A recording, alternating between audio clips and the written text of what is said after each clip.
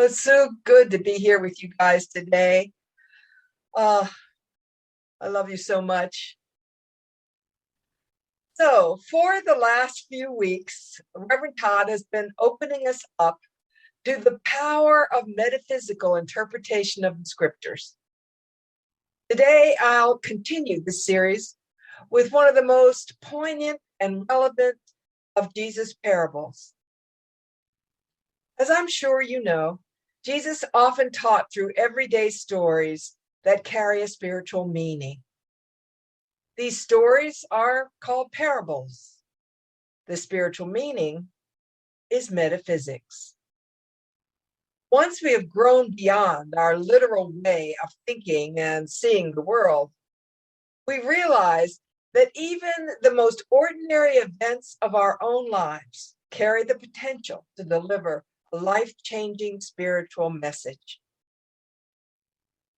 Today's story, the parable of the Greek banquet, appears in two of the Gospels, Matthew chapter 22 and Luke chapter 14. At first, I was going to work with the Matthew version. It's better known to most of us, until research led me to an interesting piece of information. According to a highly respected source known as the Jesus Seminar, it is Luke's version of the story that bears Jesus' authentic voice print. In other words, it is more likely to be the actual words of Jesus. Interesting, right?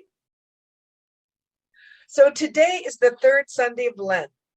Now we're halfway through the time of our spiritual preparation for Easter, known as Lent.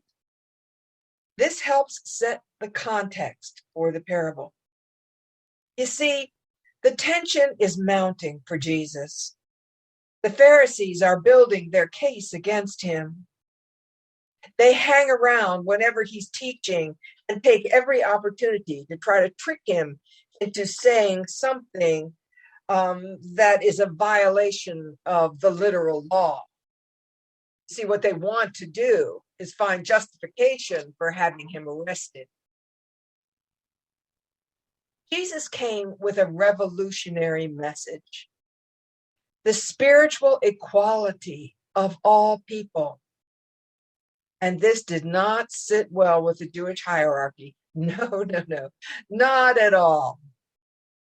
They treasured the idea that the Jews were God's chosen people, and that only the temple elite were qualified to discern or teach truth. They believed in strict literal interpretation of the Torah, while Jesus was a mystic who emphasized the personal, day-to-day relationship with God.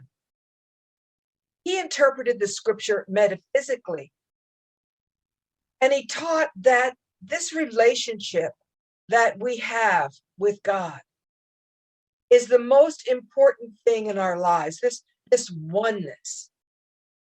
And that this relationship, this oneness, this quality, this truth of who we are, can only be expressed through love of oneself and everyone else. So the Pharisees were seriously threatened by his message, especially because he was becoming more popular by the day.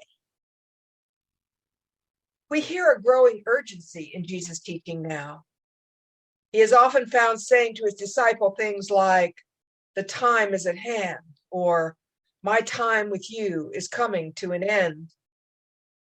He is sometimes impatient with the apostles. He wonders if they are capable of fully comprehending what he's been trying to teach them, and worries about whether they will be ready to carry on without him.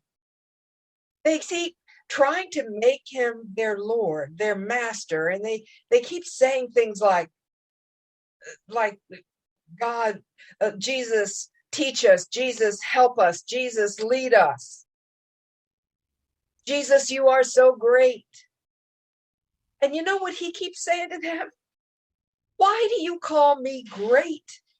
No one is great but the Father who sent me. Jesus did not come so people will be dependent on him.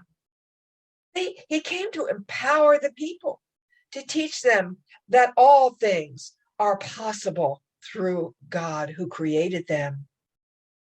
So that's the context. That's what's going on. So now I want to read just a little from the Gospel of Luke. A man once gave a great banquet and invited many. And as the time for the banquet approached, he sent his servants out to say to those who had been invited, "Come on in now, for all is ready." But they all alike began to make excuses. The first said to him, "You see, I have bought a field and I must go out and tend to it. I pray you, excuse me." And another said, "I have bought 5 yoke of oxen and I must go to examine them. I pray that you will excuse me." And others said, "I have married a wife and must spend time with her, and therefore I cannot come." So the servant came back and reported this to the master. Then the householder, in anger, said to his servant, "Go out quickly to the streets and lanes of the city and bring in the poor and the maimed and the blind." Soon the servant returned and said, "Sir, what you have commanded has been done, and still there is room." And the master said to the servant, "Then go out to the highways and byways and compel people to come in, that my house, that my table may be filled." So let's begin by defining metaphysically a few key words in the story. First, the word master and the word householder. These refer to the Christ within us, our higher consciousness and man's highest authority. The banquet speaks of that vast feast for the soul that comes of living life in the spirit. A banquet, after all, is all about food, substance that is to be ingested, digested, and made part of ourselves. The invitation in this story is to come to a great spiritual banquet and take in Jesus' teachings in much the same way we would eat a great feast. We are to incorporate them into our being so that they become second nature, the very fabric of our soul. And what are these teachings? What is this soul food he speaks of? That the kingdom of God is within us, that our deepest, truest nature is of God, and that we are one with God. All of us are invited to eat this banquet. Yet most of us do not show up for the feast because we don't seem to understand its importance. Deep down, we think we are physical beings who have an occasional spiritual experience. We hesitate to prioritize things of the spirit because we don't really understand that we are spiritual beings and that spiritual truth is the food that gives us life. We don't grasp at the soul level that material things will never satisfy us because we are not fundamentally material. We are spirits expressing in physical form, at least for the time being. The parable runs through the excuses that people gave for not coming to the banquet. It tells us that one person had to go check on his property. Property stands for all material possessions. Another had to go check on his wealth.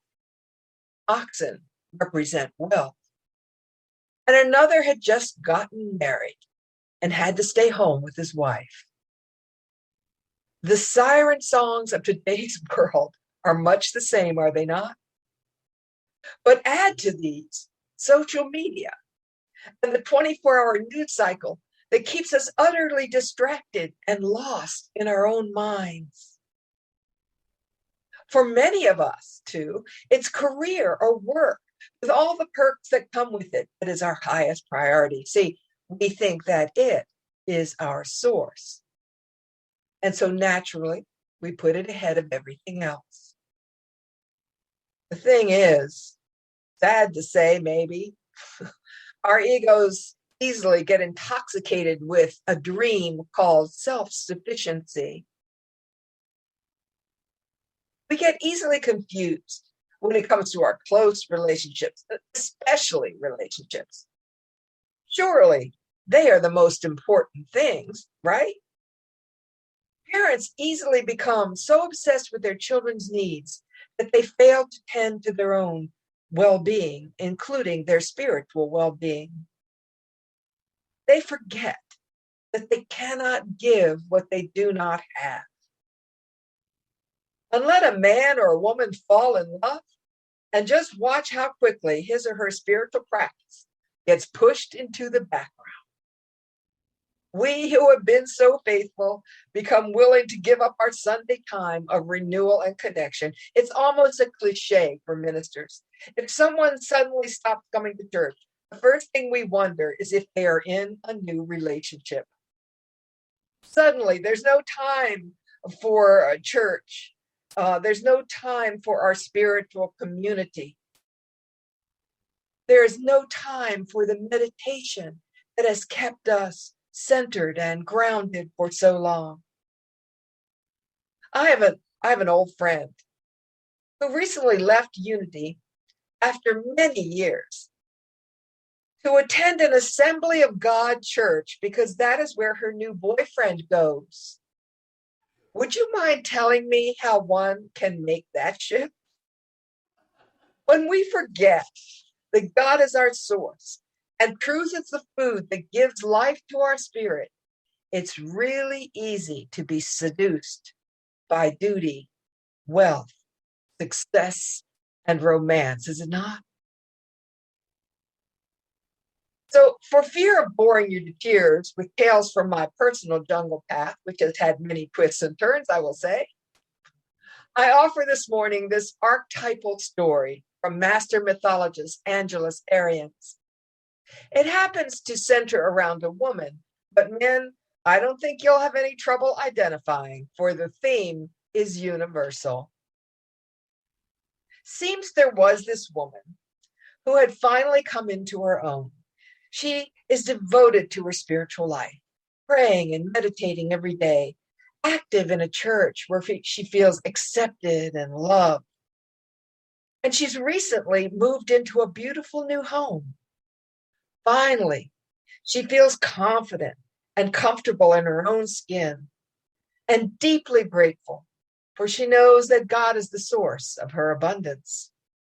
In fact, she feels so prosperous and grateful that she decides to throw a party to celebrate and thank all the dear friends who have supported her in her journey.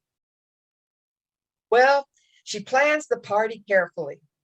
She prepares gourmet food and hires a live combo and sends out formal invitations. And the party turns out to be terrific. And all her friends show up to share in her joy. And our heroine is thinking, life cannot get any better than this.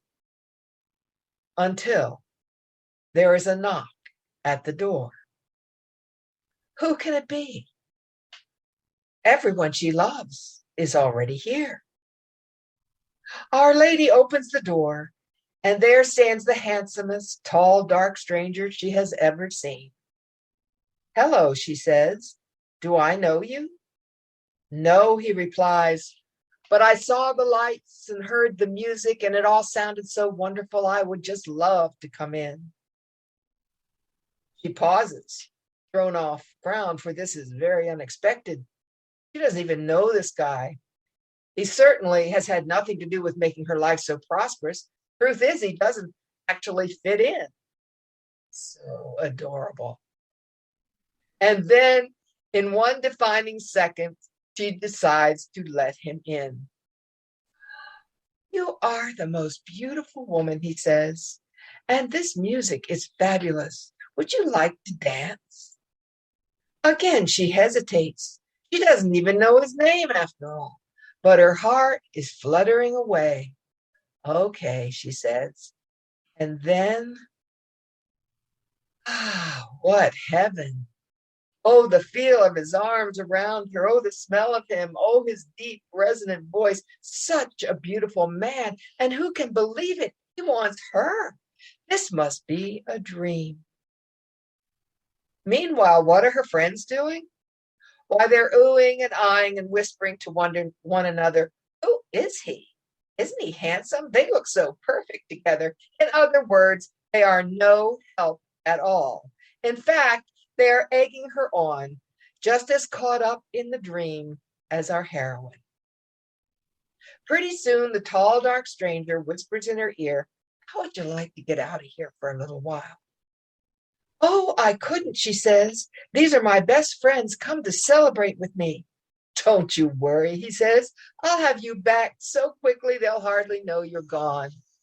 And once again, that moment of hesitation, a little voice inside cautions her, tells her she ought to stay with her friends. They are the ones who have helped her create a great life. They are tried and true. This man is a stranger. But then what does he say? What does she say instead? Oh, why not? And so they quietly slip out the back door. Now, I'm sure that you need no help at all to metaphysically interpret what this back door means, this escape from reality. He takes her to his big shiny car, and she's impressed. And she says, woo, this car is beautiful. And he says, you think this is beautiful? Wait till you see my house. And so they drive off and they come to a huge stone mansion on the hill. Oh my goodness, she cries out astonished. Oh yes, he says, but wait till you see the inside. You must be very wealthy, she thinks to herself as she follows him up the steps. Please come on in, he says, and she does with no hesitation at all. The little voice inside her has gone completely silent. As soon as he poured her a glass of expensive wine, he puts a CD into his magnificent sound system and asks her to dance, and she moves eagerly into his arms. But wait a minute. Somehow, she can't seem to get in step with this music. It seems out of sync with her natural rhythm. It sounds strange to her ears, and she can't get entirely comfortable in his arms. She's starting to want to go home. But he says, don't you just love this music? It's my favorite. And she says, yes, it's very nice. And so they dance on and on far into the night, long past the time when the friends would have noticed her absence and left the party confused and hurt. On and on and on they dance, even though she never does grow to like the music, even though the rhythm never does feel natural to her, even though she misses her own music, her own house, and her old friends. To me, this story paints a graphic picture of something that I've experienced, and I bet you have too. Something I call being swept away. Haven't we all been seduced by some siren song or the other? Aren't we all prone to believing that greater happiness lies somewhere else with someone else in anything and everything outside of us? Our ego is continually vulnerable to people, places, and things that are shiny and new, that puff us up and make us feel special, smart, successful, beautiful, and oh, so important. We can get so drunk we can no longer even hear the sound of our own wisdom. So this is why the invited guests did not come to the banquet. They had more important things to do. In fact, they were far too important time away from business to come to the party. After all, they had urgent matters to attend. There's no doubt about it. It takes real commitment to prioritize our spiritual self-care. Evolution of consciousness is an internal transformation. It's usually slow and subtle in manifestation. We get impatient. We want our satisfaction now.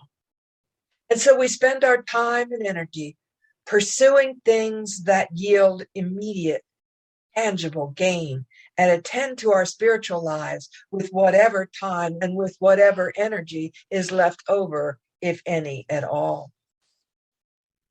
So what does the master in the parable do next? He tells the servants to go out on the highways and bring in the sick, blind, afflicted, and lame. Perhaps they will not have so very much to do that they will not refuse the invitation.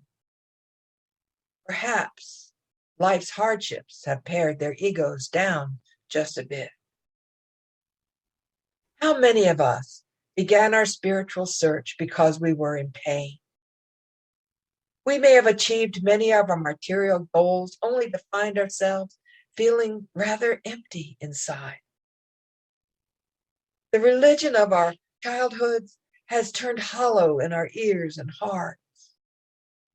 The relationship we staked our happiness on has grown cold, maybe. Our children have left us, and perhaps we've been brought low by illness or addiction. And that company, that company we gave our heart and soul to, has rejected us. And then, for me, this is especially poignant. The affairs of the world have left us feeling powerless, discouraged, or broken. And we wonder, what's the use? Our egos have at least temporarily been beaten into submission until finally we are ready to turn toward our spiritual food. Things real and lasting and true that can be counted on to never, ever abandon us. But do we have to be beaten into surrender? I don't know. But for most of us, there does seem to be some kind of logical progression that brings us step by step to surrender and the willingness to prioritize things of the spirit. Maybe we have to get swept away over and over again. Maybe we have to ride high on the ego rush of self-sufficiency and feel the excruciating pain of disillusionment before we're ready to come humbly to the banquet.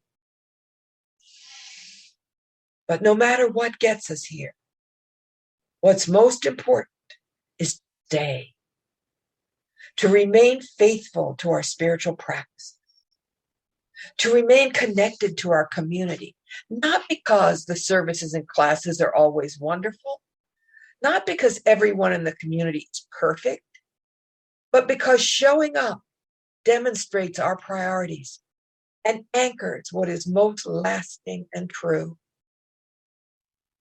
You know something? We grow in consciousness every single time we choose to show up for ourselves and one another. Often I remember Margaret Mead's famous saying. She said, the most important thing is to keep the most important thing the most important thing. Everything else will eventually let us down. Everything else will leave us restless and casting about for more intoxicating diversions. Everything else, even our very lives, are temporary. At the end of the parable, the servant says to the master, "We've gotten all the sick and blind and afflicted and lame, and there's still room at the table. Now what?" And the master says, "Go out on the highways and compel the people you find there to come until my house is filled." Well, I don't think Jesus was talking about literal strong arm tactics. Do you? I think he was referring to soul power. Our higher consciousness, that capital S self, will never, ever let us go. It is our nature to evolve spiritually, and it will draw us to whatever it takes to reduce our ego and turn us toward the truth. Eventually, all of us will be compelled by our own very essence to seek an authentic relationship with the God of our understanding, which is the same as to say, to seek an authentic relationship with ourselves. Now, for the disclaimer, the fine print, if you will. The spiritual life is not without its tension. The ego will fight back hard when it is threatened, just like the Pharisees. It wants to retain control. There may be some anxiety, some self-doubt, a cynical voice that says things like, "What difference does it make if I skip my meditation today? Or why should I go to the trouble to drag myself to church?" Yeah, we all know that voice. And it will win the day at times, no doubt. But thank God, good love, as Reverend Todd says, the banquet is always ready whenever we are ready to return. Sadly, it takes some people a long time to return. Some don't do so till the very end of their lives, because it's challenging to prioritize our spiritual practices. It takes courage to be steadfast in our faith, especially when everywhere we look, ego power seems to be winning the day. Yeah, my friends, this is most assuredly a hero's journey. But then, what are our real choices? It's like my old friend Mark Nepo says in the Book of Awakening. As a frightened man in a burning boat has only one way to the rest of his life, we must move with courage through the wall of flame into a greater sea. Thank God we have each other to help us walk through the fearsome wall of flame called the ego by some, by others materiality, by Charles Fillmore sense consciousness, into the sea of spiritual transformation. But that is the very place, and I really have learned that this, well, I hate to say old age, but let's just say, maturity, that is the only place we are going to find that banquet table filled with all the life-giving food we need to satisfy the hunger in our hearts and souls. So come on in, you guys. The food is great.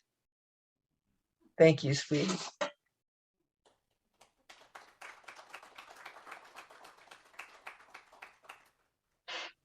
Thank you so much, Rev. Catherine, for your beautiful message.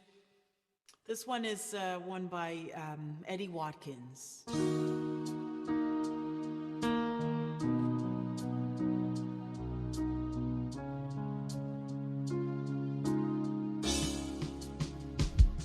Am I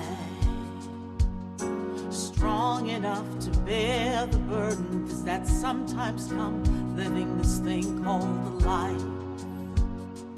Am I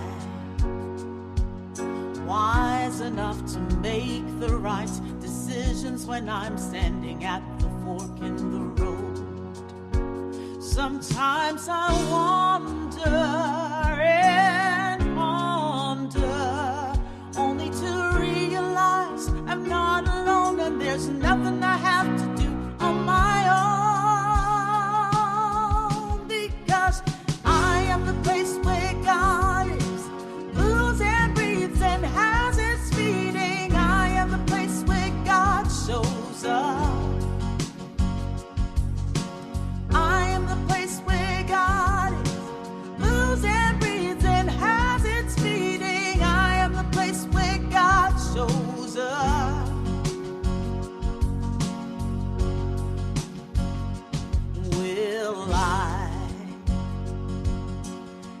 have enough to do the things that I need to do to take care of myself? Will I have enough of mind and body to live a life of grace and wholeness? Sometimes I wonder and ponder, only to realize I'm not alone, and there's nothing I have to do on my own.